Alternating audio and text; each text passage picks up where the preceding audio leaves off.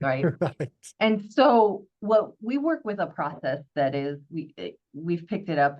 There's a term out there, Dream 25 process, that says that, once a year, define a list of 25 of your top dream prospects, highly valuable, and design a series of touch points to get in front of them and start to build a relationship that will be sent over the course of a year.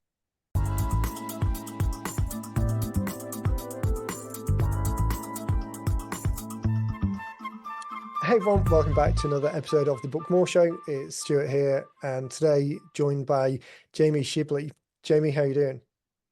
Hi, wonderful. How are you? I'm good, thank you. I'm good.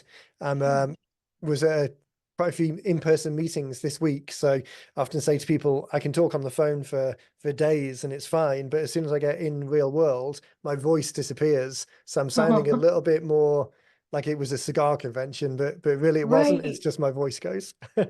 Yeah. It's funny how that works. I think it's like you have to talk louder in Right. person. I don't know. Yeah, the Hmm. projection element. Definitely no career as Yeah. an opera singer. Yeah, you and Um, me both. right. I'm excited by today's conversation. So, oftentimes we're sharing, introducing people to the audience and the business that they do. They've maybe we've talked about before, or there's an obvious connection. I think what stood out when we were first introduced is just your pretty unique approach to something that people will have come across before. We'll get to what it is in a second, but people will have come Yeah. across it before generally. But I think the way that you guys approach it specifically is pretty unique and ties in well with what we're doing. So as people are Yeah. thinking about writing books to start the conversation, what you do really keeps that conversation going, both with prospects and clients. So Right. why don't we start a little bit with some background on you and the organization? Yeah. So the Expressory is a strategic engagement agency, right? So we help service providers, um, professional service providers, find and nurture their right fit prospects and also create loyalty with their existing clients. And I think the way you set it up is perfect because it's about that continuing the conversation, but really it's continuing to build and strengthen that relationship. I Right. just this morning saw a quote. I don't know if you're familiar with Adam Grant, Yeah. author. Yeah. It's something like transaction. People who are transactional about their relationships only talk to you when they need something from you, right? It's about their network and how you can serve them. The people who approach things and are relationship based talk to you when they think about you and when they care about you. And Right. that's really what we're trying to change, the approach in business, is helping these business leaders who get it, who approach what they do in business from a relationship first standpoint, really show that they care about the people in their community on an ongoing basis when they don't have time to do it. Right. That's a great point. Is that not only introducing the idea and resonating with the people who do get it and do understand that it's not only a higher value, but it's a higher contribution to the community to stay in touch, not just when you want something, but when you think of them. But then the procedural side of it, the remembering to do it, I'm almost Yeah. I'm a classic example of someone who enjoys doing it, thinks to do it occasionally, but nowhere near as much. I don't get to chance to execute on it anywhere near as much as I would like to in a perfect world. So do you find that with clients, it's maybe less about introducing the idea and more about the the solution, the how the easy nature of what you enable people to do? Well, it's interesting because my first response to you was, "You are absolutely not alone." And quite honestly, like I was terrible. I still am terrible about it in my personal life. It's part of how I got here, right? Like I was the person where the birthday cards are always late. Um, but in business, you're absolutely right. I mean, the reason you're not alone because we have to run a business too. Right. We have to do all the other things. And so it's an interesting question because some people, yes, they come to us because, oh, thank goodness, like I knew this, was an option. You do it for us. But we also find, I think about half of the people don't even know that it's an option to outsource it. Oh, wow. Okay. And if they had an idea, the people that know about the solutions, I think they're familiar with other services who, they're gifting companies or things like that, but they don't quite do it the same way we do, meaning as the business leader, I'd look at it and say, but they're not going to do it how I would want it done. Right. Right. And that's, to me, what's important is that the work we do with you as the business owner has to reflect you and the care that you want to put out into the world. Yeah. It's an interesting point. I was just came off another call. We were talking to someone about this idea that that just because tying it in with the way that you would want to do it and having that as the driving force and not coming to it from the point of view of we've got access to gifts that we want to send as a transactional thing. It's almost the gifts become secondary to the opportunity to have the conversation, to Yes. connect, rather than, hey, this is a product and this is just a mechanism for sending the product. The conversation earlier was talking about books. We were saying that a lot of our competitors come to the book space from a publishing world where the book is the product. And a lot of their approach is around the book being the thing, and then everything else is secondary. Whereas for us, the conversation is the product. The whole purpose of what we do is to allow people to get into conversation. A book just happens to be the one of the most effective ways of doing it. So Yeah. that slight change, and you guys I think are the same. It's the approach first, the purpose first, and then the tool and the mechanism second. Right. When you and I first met, your comment, the mindset change that you offered, like, you got to think about it like this is a conversation. And that's wonderful. That is a fantastic way to think about what you're pouring into the book. And I think you're exactly right. That's why we call this strategic engagement, right? Because Right. it's creating the engagement that you really want with all those prospects and clients. And by the way, all the people that support you, because they deserve that care and attention and acknowledgement just as much. Right.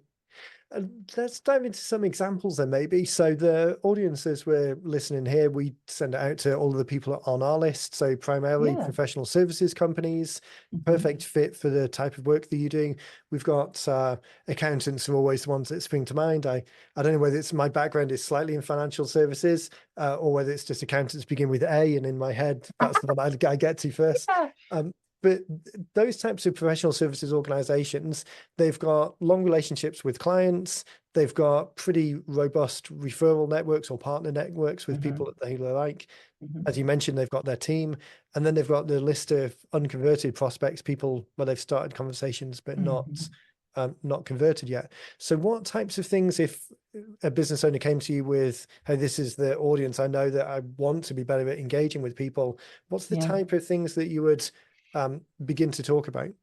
Well, it's interesting. Let's talk about some specifics, because you brought up like accounting and financial services. So we work with a number of financial, wealth advisors, CPAs, accountants, and with them, because of compliance, it's a lot more about the relationships with existing clients. And if you think about that world, they're rewarded for their customer experience. Right. And you want those customers for life. And then you want their referrals, as you said. And so the best way to do that is to showcase that care and that you are always thinking of them, and so we've had some wealth advisors transfer over to us, for years. They've had wonderful personal touch with their existing clients on birthdays. I'm thinking of one in particular. Every year they'd spend, let's say it was like, $7,000 a month on sending flowers to all of the clients each month for the birthdays. Right. But it's flowers. And while it's a wonderful gesture, and certainly there are people who absolutely love it and would like nothing more, it's not lasting, right? And so they came over to us, not only because it can be outsourced, it's taken off their team's plate. It's executed for them every month. A list is coming over, and what we've done is we've created almost like this catalog of birthday gift, where based on what they know about the people in that month's list, they can go through and pick, oh, send the wellness gift to this person. Oh, this person is the the whiskey drinker. Oh, this person. Right. And so it's very Yeah. personalized, but it becomes extremely easy to execute, because we know each advisor is simply going through a list and saying, okay, A, B, C, oh, just birthday card for this one. So not only have we saved them money, but we've gotten meaningful, because they're personal gifts Right. in the hands of their clients that are lasting. And they tell us that they have never received so many points of engagement acknowledging the thank yous and the addition. What you're really doing, right, is you're sparking that additional conversation. Yeah. So Yeah. yeah, I mean, it's a very specific example. Sorry, long No, story, but but no, yeah, but and that's a great example, because I think even though we've spoken before and I've kind of got some understanding of what it is that you guys do, it's still, it's like for us, when people say book, they think traditional book, not yeah, conversation starting book. So it's a continual opportunity to bridge that gap into the thing that we do that we believe is much more effective. So yeah, even though we've had that conversation before, it's still, when you think about gift giving and the physical engagement type route, my mind still goes to the kind of more um, category level flowers or sure. cheese baskets or whatever it would be. Chocolates and yep, Exactly. But immediately, as you were describing that thought that, oh no, this is a personalization thing that happens once and then don't have to think about it at all again, unless you want to. But the specificity and the personalization and the to be able to execute that internally, the flowers were a $7,000 budget and it took 10 hours of time to try right, and personalize it for each person. I mean, that immediately becomes unsustainable. So right. just dialing in the opportunity, it's Yeah. yeah, But I'm let's stay with your book example, because we do have a lot of authors. And even what we tell people is that even if you're not an author, leveraging a book is fantastic. Okay. So we do a lot of work with prospects. So agency owners we have clients who are agency owners, are always looking for, you want to have that new business pipeline, right? right. But it's very easy to get caught up in the day-to-day and all the management, but forget about this until it all dries up, right? Right. And so what we work with a process that is, we've picked it up. There's a term out there, Dream 25 process, that says that, once a year, define a list of 25 of your top dream prospects, highly valuable, and design a series of touch points to get in front of them and start to build a relationship that will be sent over the course of a year. And so Right. ideally, if you do this right, you're planning this up front and it's just executed throughout the year. When we design that for people, we frequently look for an opportunity to include a book, whether it is yours because you're an author, or it is some sort of topical conversation piece. It is valuable, because what you're doing when you're nurturing what you want to do, when you're designing this, is that whatever you put in front of that prospect needs to be helpful. You want Right. to help them be better at their job and in their world. And usually a book has that great information to be helpful. Yeah.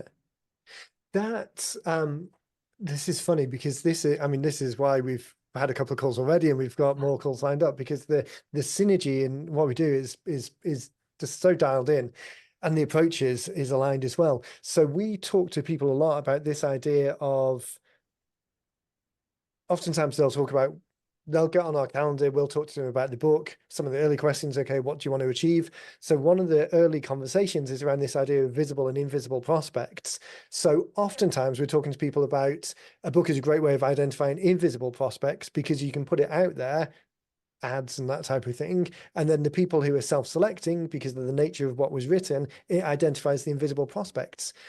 But for a lot of organizations, the opportunity is in the visible prospects. So like you said, with the Dream 25, So we'll dial in this idea of, okay, imagine that you were just writing to that one person. This project becomes valuable if you execute on that business. So let's just dial it down to that, helping guide the mind and the thought. What I'd like, and I think there's a real synergy between the people who are of that mindset with us, and then what you can then facilitate is that execution of the long-term plan Yeah.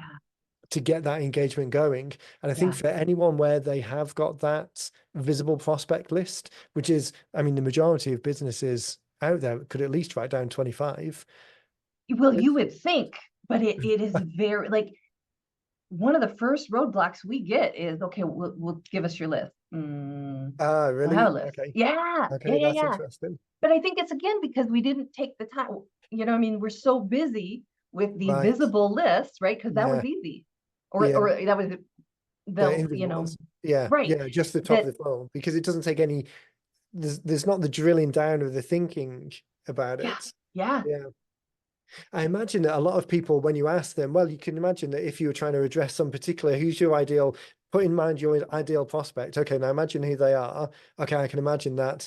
Do they have some similarities? Yeah, they've got some similarities. right. Okay, well, who are those names? Ah, well, now when it goes from kind of the broad to the narrow to conception to the individual, but there must be so many tools. I'm talking faster now because I'm getting enthusiastic about the idea. Yes, yes, But but there are so many tools out there that can help narrow, I mean, even LinkedIn, for goodness sake, if nothing else, to right. narrow down who that person is. I wonder whether some of it is kind of like the analysis paralysis or the fear of missing out. Oh, if I give you these 25 names, there might be 25 other names that I don't write down, and the kind of FOMO type thing. Yeah, Um, I think there's some of that. I think we block ourselves in a lot of ways. Well, even if I found that company, how do I know who to talk mm, to? Oh, how do I know they're really in that position? And we just keep stopping ourselves, right? right. So interesting enough, we just did I just wrapped up a blog series on teaching this process because if they do have a list, and let's say as business leader, you've got 5, you've got 10, okay? I mean, you can start there. So Right. say they have that. Now you ask them, okay, what do you know about those companies? Um, I know their address. I know their phone number. You know what I mean? Like, all Yeah. right, but how are we going to figure out what to send them if you don't know much more? Yeah. And so then, the next step is, well, now you got to drill in and learn something about what are their challenges? What are their goals? What are their pains? Who do they serve? Because if you're coming from the place of you want to show them you are a helpful person worth knowing, um, you got to know something about them, Yeah. right? I recorded a podcast yesterday, so I think it's probably going to go the week before everyone listens to this. Okay. Sale. Tim Waichel. I think guys know each other. Tim Okay. Waichel, I don't remember. sales professional, sales training Okay. expert. So does a lot of yeah. Now I'm going. It was just yesterday. I think you guys know each other. I'm probably butchering his Okay. surname because I tripped over it last time. But anyway, he's a sales professional, goes out and trains sales teams, but very much from the approach of, just as you were describing, he calls it peddlers versus partners. If you're a peddler trying to transactionally sell things, then you're just engaging in the moment that you want to do some business or at the last minute, and it's all about the close, the sell. Whereas if you're a partner, you're much more interested in that long-term conversation and checking in when you think Mm, about people, exactly as you said.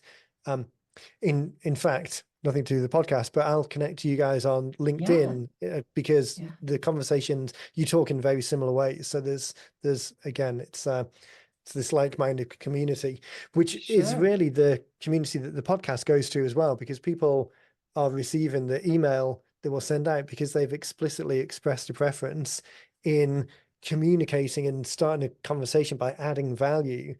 It Yeah. isn't a list of people who want to maximize ROAS on Facebook ads. It's people who want to give something more to the community. Great. Um, the idea that you were talking about, the Dream 25 and the connecting with people over the long term, we talk a lot, again, the idea that the book is a conversation starter, so the benefit is in the follow-up. For the Yeah. most part, we're talking about email sequences usually, and keeping people engaged that way.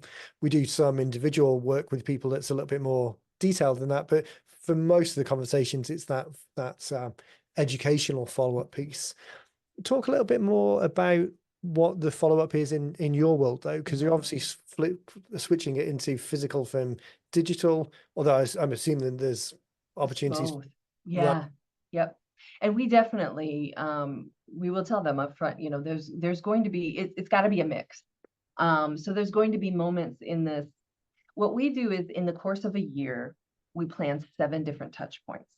Okay. Some of them should be digital, right? And whether that be, okay, I've sent you a couple things to get in front of you. Now I'm going to digitally invite you to, interview on this podcast, right? Right. Because that's my opportunity to bring you a little bit closer. Let's get to know each other.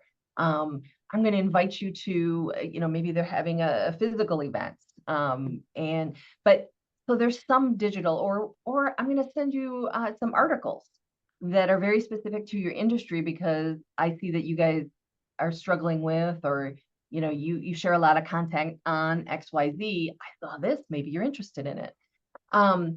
We'll make those recommendations. We leave a placeholder for that. And so we invite them to think about their own assets, their own materials. Maybe it's ebooks they've done, some research, right? Fill those in. And then we come to the table with the physical items. But again, it's not necessarily just sending, a bunch of chocolate. Now it's been done. It has been done that, one of our clients sent 10 pounds of chocolate to their list. And the people were so blown away. They actually saw our clients at events, and they're like, what did I do to get on your list? I mean, so it has its place. Okay. There's a Yeah. way to do it. It involves the messaging. Right. But a lot of the stuff we look for, let me go back to the research. So as you've dug into the people that are on your list, and you're finding industry trends, you're finding, this company is very focused on sustainability.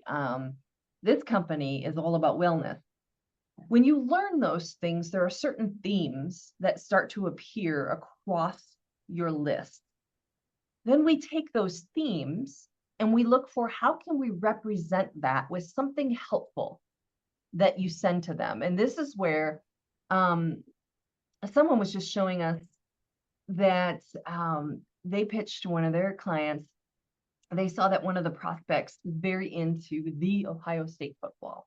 Okay. And but he was also, he's a leader in the company. And so they were talking about pitching a book written by one of the previous coaches, from the football Right. team. So you could see the detail, the thought that went into it, Yeah. into planning these things. And that's what we look for. One more example. I get just as wound up as you in this stuff. But one of our clients, what we noticed across their 15 prospects, 3 different industries, but they all had a focus on this well-being. And so we proposed a gift. We gave them multiple options, but it was about wellness, and the messages said, we believe that you've now finished the first quarter of the year. Chances are you're moving fast. It can be stressful, to run these stressful businesses. We really believe that along with the work you do, you should take some time to invest in yourself. So here's a few items to remind you to plan, half hour in your day or week. Right. And at the end, the closing always has some sort of maybe way to reach back out to you. So in this particular case, it was, pull up your favorite meditation app. If you don't have one, our team is always happy to make recommendations. But you can see it was nothing at all about the work they do. Right. Nothing, no sales. It wasn't even this is my website. It's simply going to be signed by the owners of the company. Yeah. That orchestration of the idea for the long haul, like without expectation that this one email is going to be the thing to close, and we're going to judge the whole success of the campaign on this one touch point. The fact that it's orchestrated and thought out and considered, and there's a longer run to it than just what so many other people do, I think, is the kind of Facebook ad to lead, and if they haven't bought within the next 12 hours, then it's dead and they're never Bug you contacted again. Yeah. Yep. Yeah, exactly. It's that thought that goes behind it. And for the majority of people listening and the majority of people in our world, it's not a transactional turnaround. It's not checkout purchases. It's not commoditized assets. Or if the actual tool itself is commoditized. I was talking to someone yesterday who owns a photography, for real estate photography company in San Diego. So Okay. they're young guys. They've come into it recently. They were more kind of like drone pilots and had it as a hobby and then Yes. started offering it. So they're not photographers Okay. who have then developed a business. They went into this wanting the business and the opportunity. So again, similar to what we were saying before, the Right. purpose and the tool, the photography Yep. element is just the tool. So real estate photography is relatively commoditized because there's a lot of people doing it and there's no real barrier to entry. But I was saying to them that the difference that they can make is the real estate agents, particularly now, given some recent legislation changes, it's now a listing agent world. It's not a buyer's agent world because there's no monetization there. So it's a listing agent world. So the key metric for realtors' success in the long run is their ability to close listing deals. Well, Mm. if the photographer guys can make sizzle reels for the realtor that they can show in the listing presentation, Yeah. it promotes why they're the people to get. That brings them in as a partner and it decommoditizes them from, oh, we just take great photos and we're the cheapest, into, no, we understand that the single job of work that you have now is closing these listing Right. appointments and we're giving you Right. stuff to do that. So anyway, a bit of a tangent there, but this idea that it's thinking about that it's orchestrating that journey. It's a long run. It's showing value as a partner, not just trying to Right. close. Right. Well, and they're showing they're helpful and that they understand. So one more nugget that kind of feeds into what we do. There's actual social psychology behind the foundations of relationships that Right, say that in order for a relationship to form and to be lasting, people need to know that you understand them. They need to feel that you validate what's important to them. Like, right, like you just explained in the realtor industry, in the real estate industry, it changed. And by if they approach it from this is what's now important, we understand it, here's how we can help, they are right. validating what's important to those prospects, right? And Yeah, then the third thing is care. And that needs to be if a person perceives that you care, that's a reason for me to be in a relationship with you. So as long as you focus on those three things, understanding, validation of what's important, and care, you are moving that relationship into something solid for the long term. right, And so I think you've got, I agree. We are very aligned in our approach. And you're taking these books and you're trying to help your clients understand it's not just this thing and done, right, right? This is the start. This is your conversation starter. It's the thing that's going to maybe capture attention. But how thoughtful you are from there forward is going to determine the relationships you create out of it. Now, I just invite you to think, if I did this to you, if I were sending you some of those things that I just gave you examples. So, every 7 weeks, the first thing you get some book from me, and then you get this nice package about something I understand about you. And it still there's no sell in it. Wouldn't you be intrigued just at least to connect, to know me? right. Who This the person person is is. Yeah, interesting, right? Like, and I promise you, maybe it never converts to a sale of them being your client, but most people want to take the time to get to know you, and you never know what other opportunity they could bring for you, because maybe it's right, not them, but they know other people. right.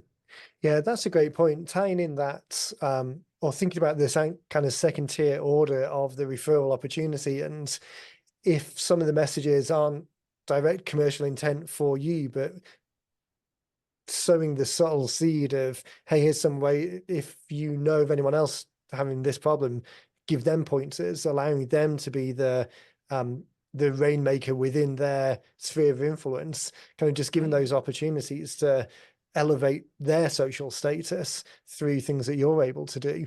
It's much more considered than just the, hey, we sell widgets, you should buy them from us. Right. Right. Yeah. But Business people get it.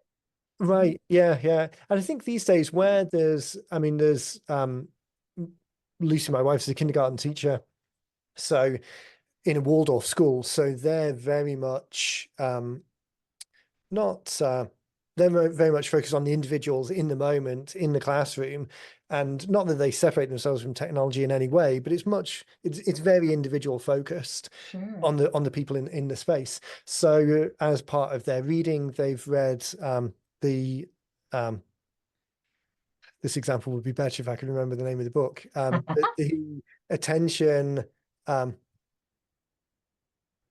Oh, and the premise of the book is that generations now are disconnected because of cell phones and social media and not having that personal connection or experience with people. And then there's a couple of other books that are kind of COVID related and how the psychological elements that had.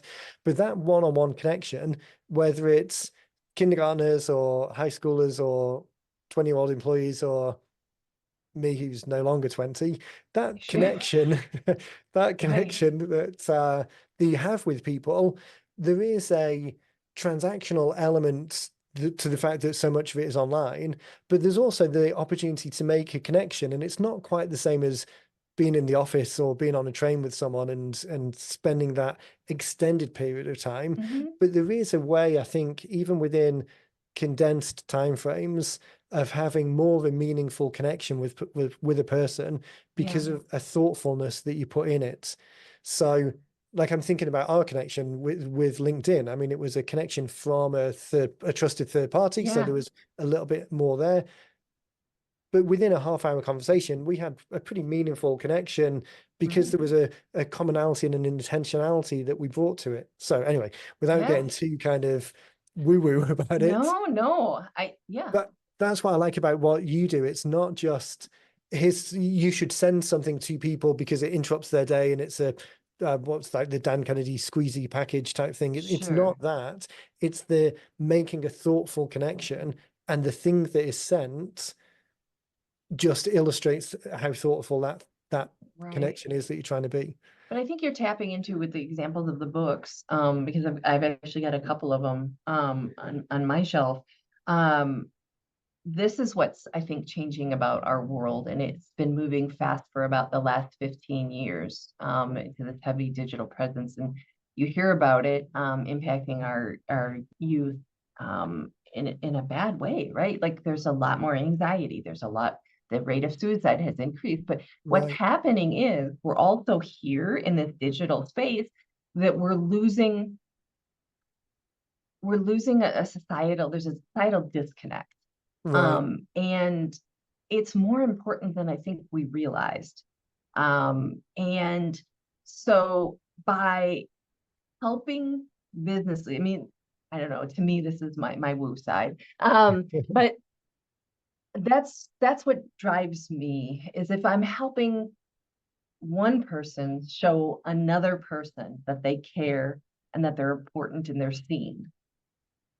And the return on that's what lights us up. right, When so we actually handwrite all of our messages, and there are times when the team will note, holy cow, did you like that message? It makes us feel like we can feel it in the wording. right. And that's when we know you're doing it right. It resonates. Yeah, Yeah. yeah. Yeah. It does have that kind of don't know if synergy, I mean synergy is the word, but it kind of doesn't quite capture it. But it's more than the sum of the parts. There's like a Yeah. meaning that carries through. So I Right. think there's so much opportunity for us to be transactional and fast and quick and just play a volume game, because that's the the nature of how technology scales. And with, I mean, we haven't even touched on AI type stuff, but the scalability of that just increases even more. And Yep. from a book perspective, but even now we get people saying, well, can't I just write this with AI? And I mean, you can write something, but the outcome is you want to be in conversation with someone. So if they turn Right. up having read your words in the way that you describe, that's very different from having read some words that talk about something. So the same with Yeah. you guys. I'm sure there's Yeah. technological based solutions that people will try just to get a push button answer to. But yes, use the technology to gather the information, but adding the connection, the intentionality, the personal touch, that's difficult to do without that human element of connection in there Hmm. somewhere. Yeah. Hmm. Um, Yeah. we ended on a bit of a philosophical tangent. I think it's important. But it is. It makes a Yeah. difference. Yeah. I Yeah. think we're seeing a little bit of a shift. Like people are feeling tired of digital. I mean, AI is going to be great from a productivity standpoint and from, I mean, even what it's going to be able to solve for us, right? But from a human standpoint, Yeah. you The know, we got to get the other side right too. Yeah, exactly. And that's a great point. That's the opportunity. It will allow us to scale and leverage some of the things that are more transactional and don't require the human touch, and then free up the time to double down on that human connection. And Yeah. the time that it's like the service you provide, the time that people would otherwise have to spend to do the execution that you do, they can take that time and focus it on the individuals and their part of the business that they Yeah. do directly. Yeah. Um, it's become a bit of a meme now because I end every episode by looking at the clock and being stunned by how quickly time goes. But honestly, it happens every time. I want to make sure that people can find out more about you and the organization and what you do. Where's a good place for people to go? Yeah, on our website, you know, we've got some good tools that will walk you through some of the stuff we've been talking about with the Dream 25 process and things like that. So the Expressory, so the express ory.com. Perfect. And you'll be able to follow along or download some of those tools. So Perfect. I'll put that link in and a link to your LinkedIn profile as well. I'll put yes, that in the please. show notes just to make sure that people Okay. have just got to click straight through. The sessions that you've done recently, the webinar sessions, did that The series come to an Q&As. end? The Q&As, or was that No, ongoing? actually it's ongoing. So you should be getting an email soon on that. So it's a monthly free community call. We have conversations about relationship first related type tactics and strategies. Yeah, we I'll talk about put some of this stuff. So Yeah, and super valuable. I've joined a couple of them now. I'll put a link yeah, directly to that bit of the web page as well. okay, So obviously people can find it themselves, but I'll put a link straight to it because those great, were really valuable and super grateful that you put them on. Had some interesting great. guests. So Thank yeah, I'd you. Yeah, recommend that as people listen to that, they sign up for that series as well. right. Thank you. No problem. Yeah, time goes fast. It'll be really interesting. We should circle back in a couple of months and do another show as well. Just maybe dive into, we'll probably get some feedback on this one particularly. So actually, as people are listening, if there's anything about this specifically that you want us to address in a follow-up, let's do that. So people can Yeah. just reply to the message and give us a shout. And again, really recommend people go to the website and just understand a little bit more about your unique approach because it is much more valuable than just the generic, hey, send someone something for no reason. Yeah. Thank you. This has been Perfect. great. You and I could probably chat for a long I time. know, So right? Yeah, yeah. Well, I think we've got we're going to jump on a call next week and yeah, we might share with people at some point in the future what we talk about. yeah. Um, Jamie, thanks again for your time. It really Thank does go you. fast. Everyone, thanks for listening. Check out the show notes. I'll put some connections straight through to Jamie's world and yeah, reach out to either of us with any questions. Alrighty, thank you. We will catch you in the next one.